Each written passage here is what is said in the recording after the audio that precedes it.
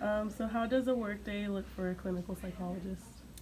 Kind of depends on said clinical psychologist. Typically, you'll be usually working more of an 8-hour day. When I worked at Kaiser, I worked 10-hour days instead, and that's kind of a possibility too, doing 410s instead of 8 hours a day.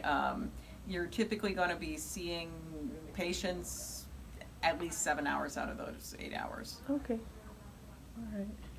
Um, what would you consider some of the most challenging aspects of the career? Um, Becoming a clinical psychologist, matching into the internship and getting the internship done is a difficult thing.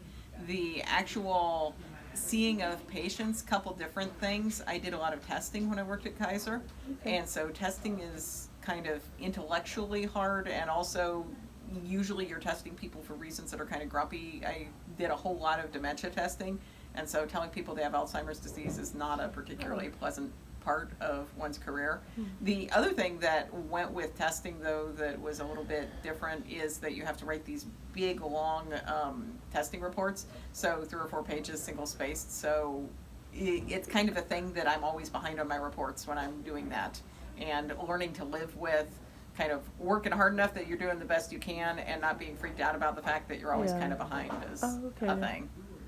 What? Okay. So then, what would be the most rewarding aspects, or like, what would you consider like something that you really like, you like or enjoy? Or... Yeah.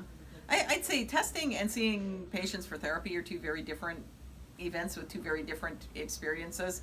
Seeing patients with therapy, developing rapport over time, feeling like you're really helping somebody make a change is really a plus.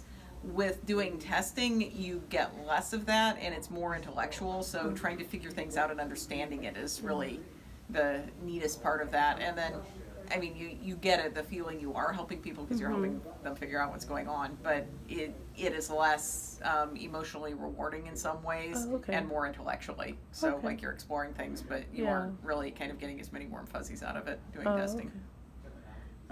What would you recommend someone, or like what would you recommend students to do to better prepare for this field? Or so like what kind of recommendations do you have? My biggest recommendation, which is not really the direction you're probably thinking I'll go, but there it is if your real goal is doing therapy, to really think about whether a doctoral degree is the best plan for getting there. Because as someone who gets a master's in social work and becomes a licensed clinical social worker, LCSW, or somebody who gets a master's degree in marriage and family therapy and becomes a licensed marriage and family therapist, you still can do 50-minute therapy hours. And that being a master's degree takes less time and less money to get there, and also there are many more positions available for that. If you're really into doing the testing thing, then that requires you to be a psychologist. But I think that most people know what a psychologist is, and people know less about master's level degrees where you can do therapy. And so really exploring, do you really want to be a psychologist, or is there another idea that will get you where you want to be but take less time and leave you able to apply for more jobs, would be a great thing to think about.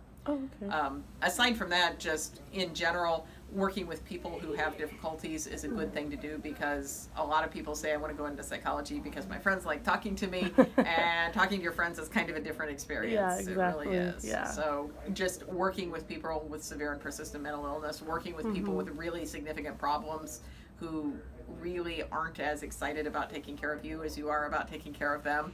Having that experience as an undergrad doing volunteer work or paid work with people with really notable issues helps you determine how that's going to work for you and how maintaining boundaries is going to work for you. Oh, okay. All right.